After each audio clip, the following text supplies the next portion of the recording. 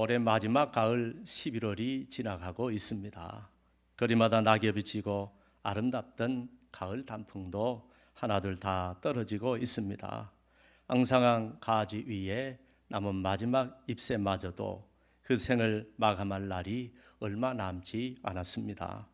그동안 너무너무 아름다웠었는데 사실은 낙엽들도 하루라도 더 살기 위한 마지막 몸부림이었는지 모릅니다. 그러나 찬바람이 불어오고 겨울을 알리는 차가운 가을비가 내리면 아름답던 단풍들도 하나둘 자신의 의지와는 상관없이 떨어질 때가 오는 것입니다. 언젠가는 우리 인생들도 그렇게 떨어지는 낙엽처럼 하나둘 떨어지는 것입니다. 유수처럼 짧은 생에 봄처럼 싹이 나고 여름처럼 꽃이 피고 가을철 낙엽처럼 사그러들다가 나도 모르는 사이에 겨울이 찾아올 것입니다. 그러므로 이사야는 우리 인생을 가리켜 모든 육체는 풀이요 그의 모든 아름다움은 들의 꽃과 같으니 푸른 마르고 꽃은 시듬은 여호와의 기운이 그 위에 불미라. 이 백성은 실로 풀이로다. 푸른 마르고 꽃은 시든다고 했습니다. 만일 우리가 우리 인생의 겨울의 문턱에 와 있다면, 그리고 우리에게 주어진 날들이 얼마 남지 않았다면 우리는 내 인생의 마지막 날들을 지난 과거나 회상하며 허송세월로 보내지는 않을 것입니다. 언젠가 우리도 떨어지는 낙엽처럼 내 의지와는 상관없이 힘없이 떨어지기 전에 아직 우리에게 기회가 있을 때 믿음의 결단을 내려야 하는 것입니다. 그것이 바로 변화의 삶인 것입니다. 우리 인생의 날들이 다하기 전에 주님을 위한 거룩한 꿈을 꾸고 그분의 비전을 가슴에 담고 미래를 향해 전진해야 하는 것입니다. 그러면 과거에는 결코 경험하지 못했던 미래를 꿈꾸게 되고 과거에는 결코 하려고 하지 않았던 일들을 새롭게 시작하게 되는 것입니다. 그런데 안타깝게도 많은 사람들이 변화를 싫어하고 두려워합니다. 여러분, 왜 그렇게 많은 사람들이 변화를 싫어하고 두려워할까요? 모든 변화에는 반드시 자기 희생이 따르기 때문입니다. 그리고 그동안 살아오는데 익숙했던 자신의 삶을 버려야 하기 때문입니다. 그래서 변화가 두려운 것입니다. 우리는 과거에 익숙한 자신의 삶을 버리기가 결코 쉽지 않습니다. 변화를 결단하려고 할 때 여러분의 머릿속에 가장 먼저 떠오르는 것이 무엇입니까? 아마도 희생, 헌신, 손해, 불편함 이런 단어들이 떠오를 것입니다. 그러나 우리가 진정으로 변화를 원한다면 희생, 헌신, 손해, 불편함들은 결코 두려워해서는 안 될 줄로 압니다. 왜냐하면 그 모든 것을 희생해서라도 우리가 얻을 수 있는 미래는 훨씬 더 위대할 것이기 때문입니다. 또한 변화는 희생, 헌신, 손해, 불편함, 포기, 단절, 결단 이런 단어가 없이는 결코 얻을 수 없는 축복이기 때문입니다. 보통 사람에게는 매우 이중적인 태도가 있다고 합니다. 많은 사람들이 새로운 것을 꿈꾸면서도 막상 변화는 두려워한다는 것입니다. 혹시 여러분은 어떻습니까? 변화해야 돼, 변화는 일어나야 돼 하면서도 정작 우리 자신의 삶을 바꾸기를 싫어하지는 않습니까? 변화되기를 간절히 원하면서도 결국 나 자신은 변화되지 않으려고 애를 쓰고 있지는 않습니까? 나는 절대로 바꾸지 않으면서 나의 옛 습관과 옛 모습은 그대로 두면서 변화만 기대하고 있지는 않습니까? 나를 바꾸기만 하면 얼마든지 바꿀 수 있는 것조차도 바꾸지 않은 채 오히려 내가 공동체의 변화를 가로막고 있지는 않습니까? 우리는 이런 이중적인 모습에서 벗어나야 할 줄로 믿습니다.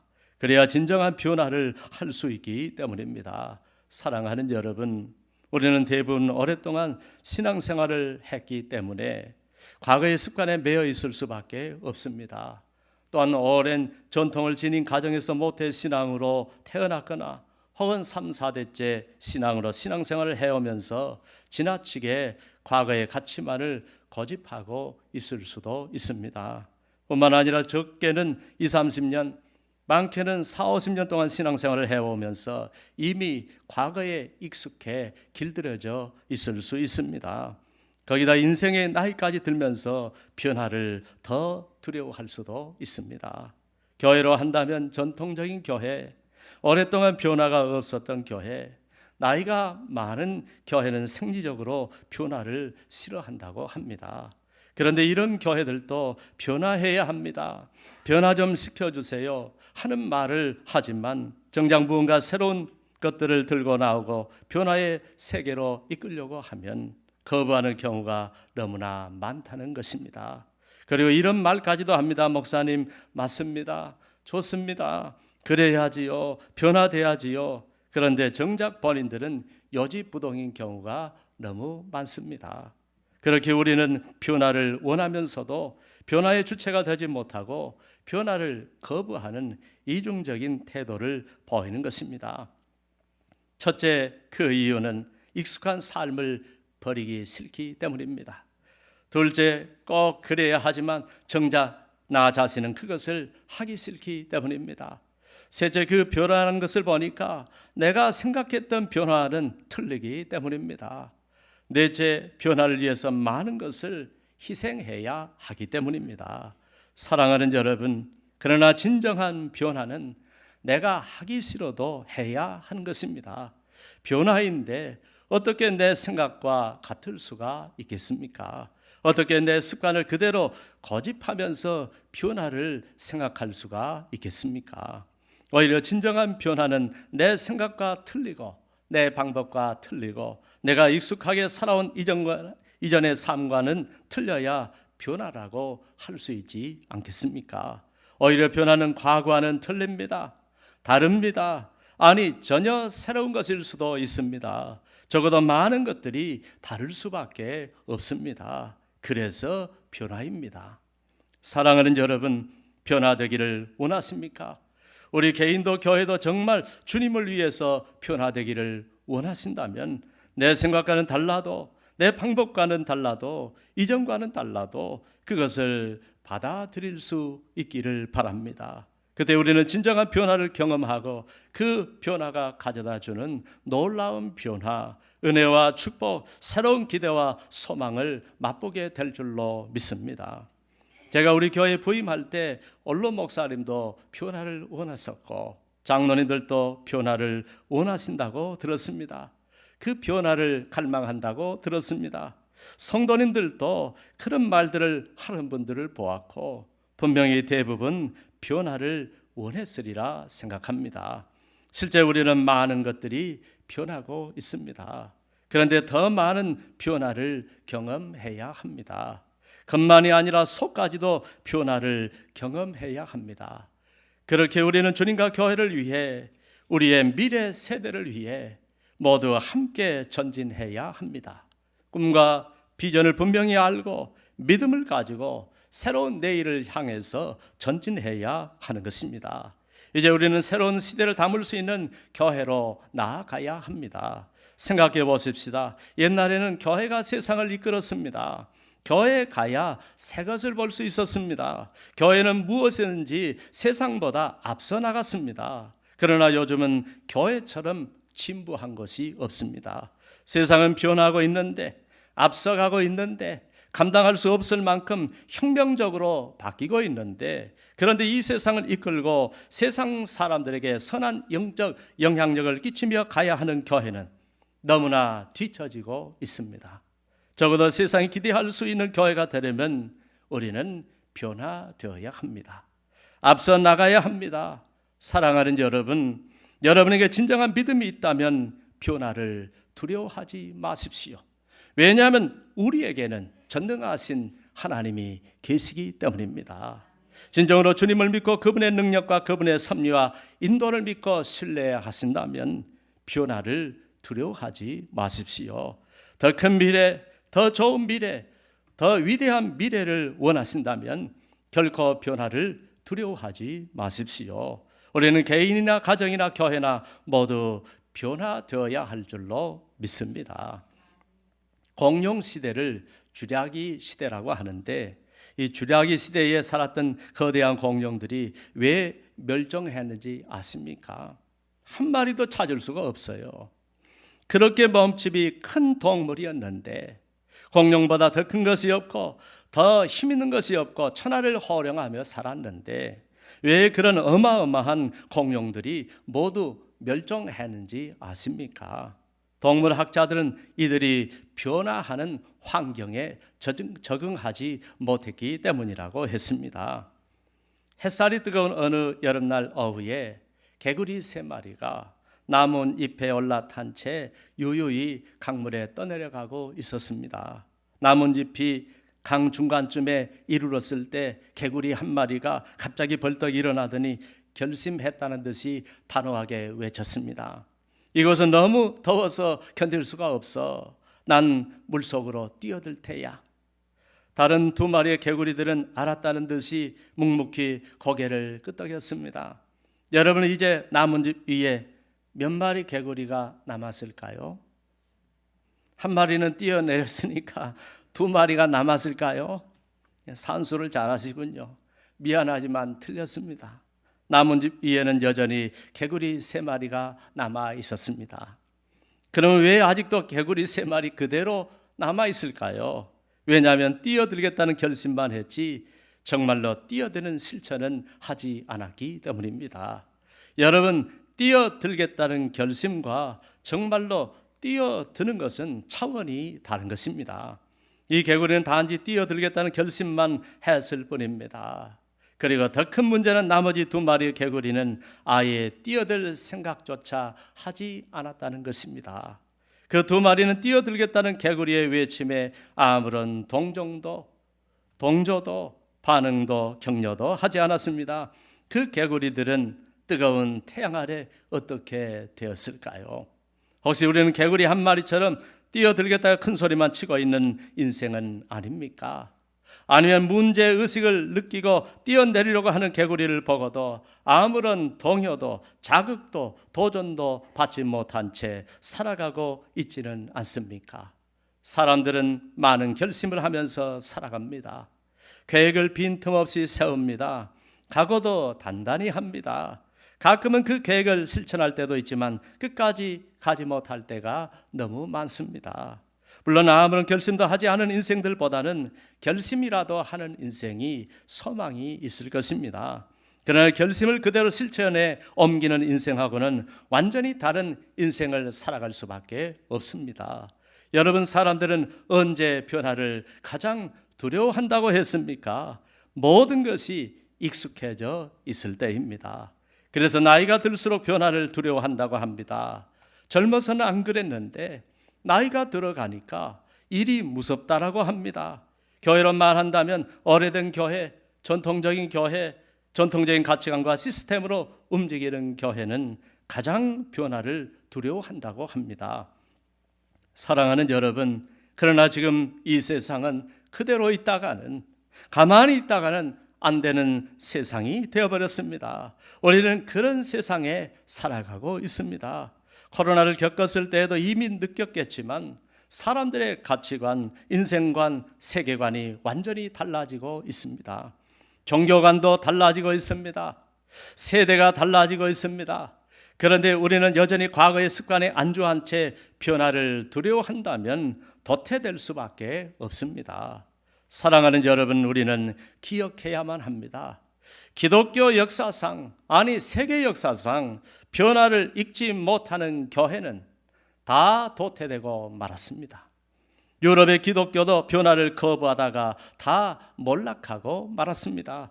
지금은 더더욱 모든 것이 달라지고 변화되고 있는데 역사적 교훈을 배우지 못한 채, 시대적 요구에 부응하지도 못한 채 사람들이 그렇게 변화를 요구하는데도 여전히 우리가 과거를 고집하고 현재에 안주하고 미래를 두려워하며 변화를 거부하며 살아간다면 우리는 앞으로 아무것도 기대할 수가 없습니다. 사랑하는 여러분, 복음은 변하지 않아야 합니다. 진리는 결코 변해서는 안 됩니다. 그러나 그것을 담는 그릇과 전하는 방법은 얼마든지 변할 수 있어야 합니다. 이것이 성경이 말하는 복음인 것입니다. 선교신학자 왈버트 빌만이라는 분은 지난 2000년에 교회 역사를 3등분으로 나누고 그 시대마다 특징을 예리한 통찰력으로 분석을 했습니다. 그 중에 제1교회는 주 1년부터 500년까지의 교회를 말하는데, 그 기간 동안에 존재했던 교회를 말하는데, 예루살렘으로부터 시작된 주의 교회가 점점 부흥하고 성장하여 지중해를 석권했습니다. 그런데 그 다음에 북쪽으로 올라가다가 어느 때부터인가 교회의 세력이 점점 약화되면서 힘을 잃고 말았습니다. 왈버트 빌만은 제1교회 시대의 교회들이 사양길로 접어들게 된 이유에 대해서 조사한 결과 교회가 형식과 전통에 너무 얽매인 나머지 새로운 시대의 변화를 읽지 못했기 때문이라고 했습니다. 분명히 예배의 분위기도 훌륭했고 의식도 장엄했고 복음도 수호했지만 문제는 교회가 너무 전통만 고수하고 교회 안으로만 숨어 들어가므로 교회 밖 세상에 대하여 전혀 신경을 쓰지 못했기 때문이라고 했습니다. 그리고 새벽에 지는 별처럼 교회 안에 어둠의 그림자가 서서히 드리워지게 되었다고 했습니다. 왈버트 빌만은 제1의 교회들을 침묵의 교회라 부르고 새벽에 지는 별이라고 불렀습니다. 여러분, 실제로 신앙은 완전히 새로운 변화를 말하는 것입니다. 이전과는 전혀 다른 삶이 신앙을 통하여 시작되는 것입니다. 그래서 믿음은 그 출발부터 과거로부터의 완전한 단절과 주님과 함께 새로운 세계로의 새로운 출발을 말하는 것입니다. 오늘 우리가 믿음의 조상이라고 하는 아브라함의 삶을 한번 들여다보십시다. 어느 날 하나님이 아브라함을 불러서 너는 너의 고향과 친척과 아버지의 집을 떠나 내가 네게 보여줄 땅으로 가라고 하셨습니다. 그리고 한 가지 말씀을 약속해 주셨습니다. 내가 너로 큰 민족을 이루고 네게 복을 주어 내 이름을 창대하게 하리니 너는 복이 될지라 땅의 모든 족속이 너로 말미암아 복을 얻을 것인지라고 했습니다. 본문은 이에 아브라함이 여호와의 말씀을 따라갔다고 했습니다.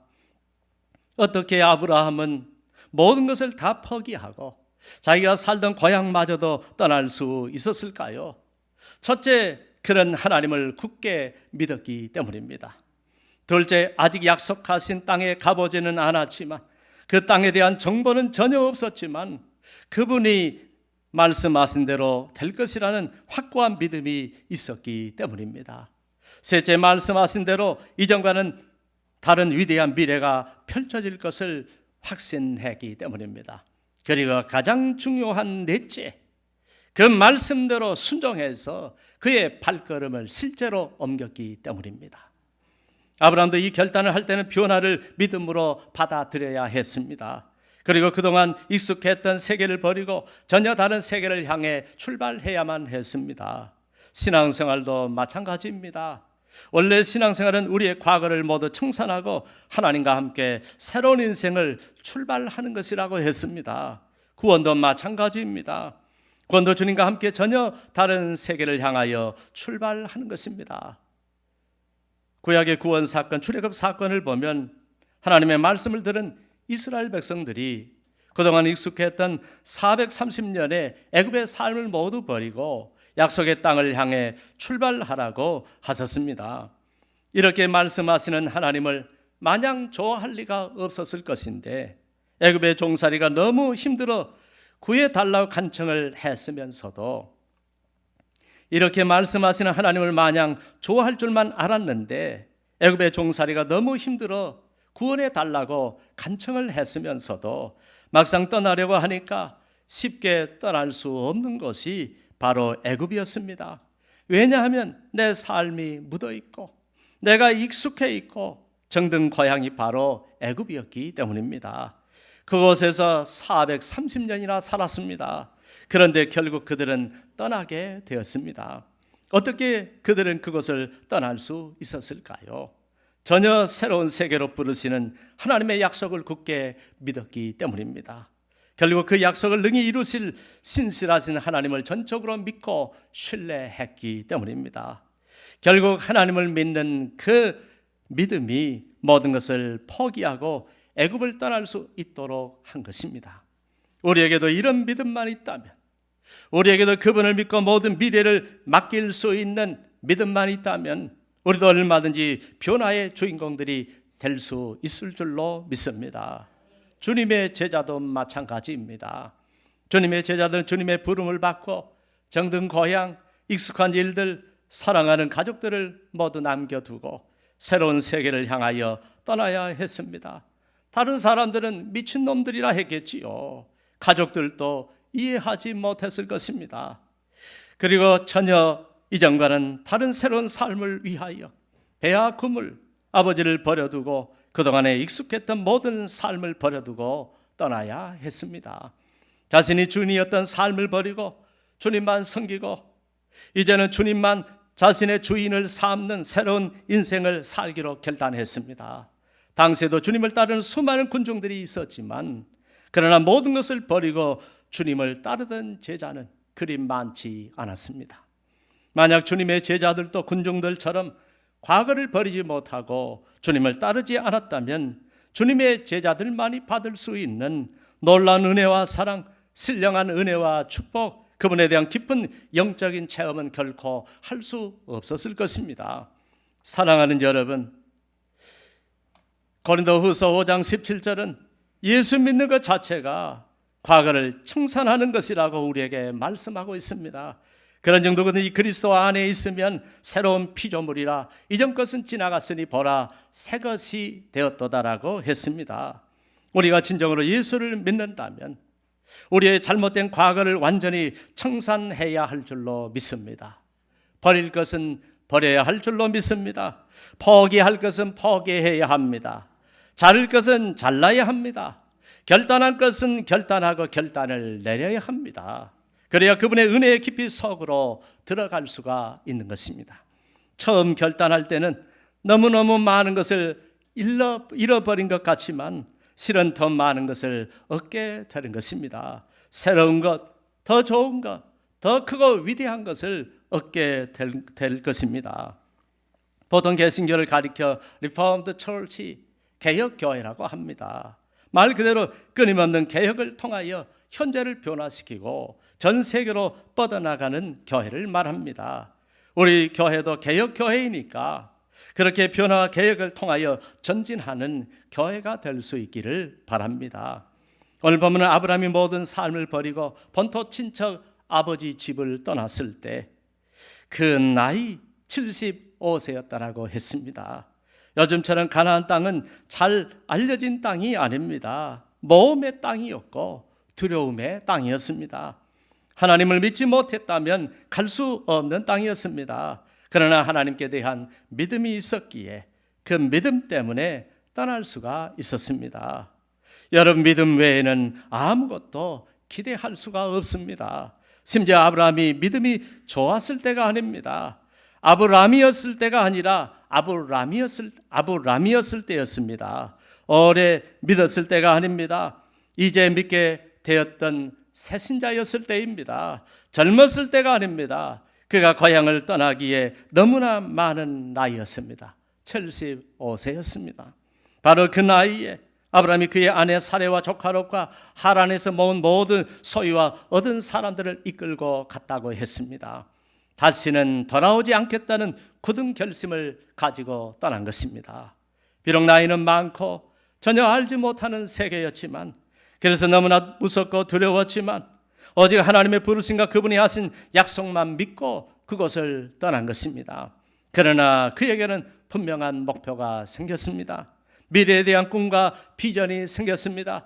결국 그는 가나안 땅으로 가려고 떠나서 마침내 가나안 땅에 들어갔더라고 했습니다.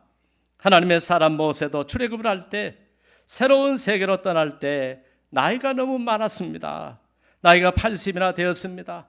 40세 젊은 나이에 애굽에서 나와서 광야에서 40년 세월이 흘렀고 애굽의 모든 것을 잊었을 때였습니다. 그동안 화려했던 과거, 왕자의 삶, 차기 대권 주자로서 왕위에 오를 수 있었던 명성, 고향, 사랑하는 사람들까지 다 있고 이제 적응할 때가 되었습니다. 이제야 평안이 밀려왔습니다. 이곳에서 아내도 만났고 자식도 생겼습니다. 장인 어른께 인정도 받았습니다. 그런데 떠나라는 것입니다. 지금 내 삶이 아니라는 것입니다. 이때 모세는 어떤 생각이 들었을까요? 아니 하나님, 이제야 겨우 모든 것을 잊고 자리 잡고 마음 추스리고 살고 있는데 무슨 말씀이십니까? 하나님, 저는 옛날의 모세가 아닙니다. 애굽에서 펄펄 날던 40대의 모세가 아닙니다. 보세요, 양이나 치고 있습니다. 이렇게 나이는 늙었습니다. 힘과 패기와 젊음은 다 사라지고 말았습니다. 애굽의 지혜와 지식과 학문 그리고 지도력과 능력, 저는 모두 다 까먹었습니다. 저를 따르는 사람도 없습니다. 이제 양젖이나 짜고 양털이나 벗기고 양에게 풀이나 먹이는 사람입니다. 이제 나는 못 갑니다. 그런데 하나님께서는 아니다, 모세야, 나와 함께 구원의 역사를 이루어 나가자. 내 동족을 구하자. 새로운 꿈과 비전의 세계를 향하여 나아가자고 하셨습니다.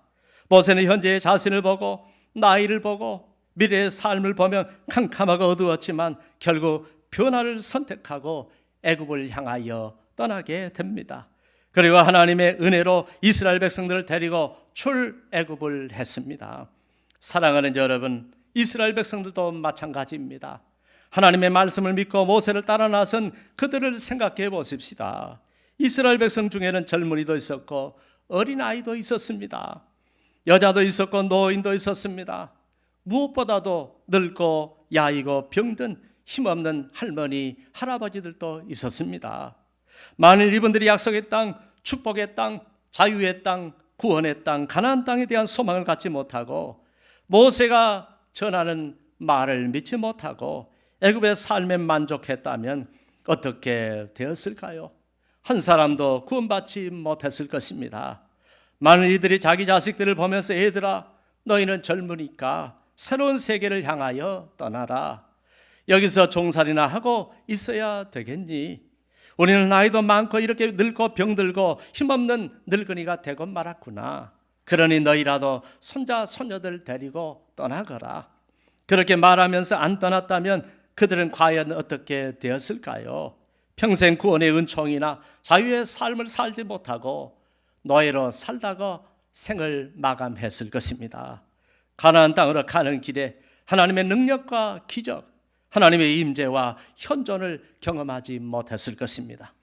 갈렙은 85세가 되었는데도 이 산지를 내게 달라고 새로운 삶을 갈망했습니다. 신약시대의 시므온과 안나는 나이 많은 노인이었지만 새로운 미래를 갈망했습니다. 이스라엘 민족의 위로와 소망, 꿈과 희망인 메시아를 기다리면서 그분을 만나는 소망을 품고 간절히 기도했습니다.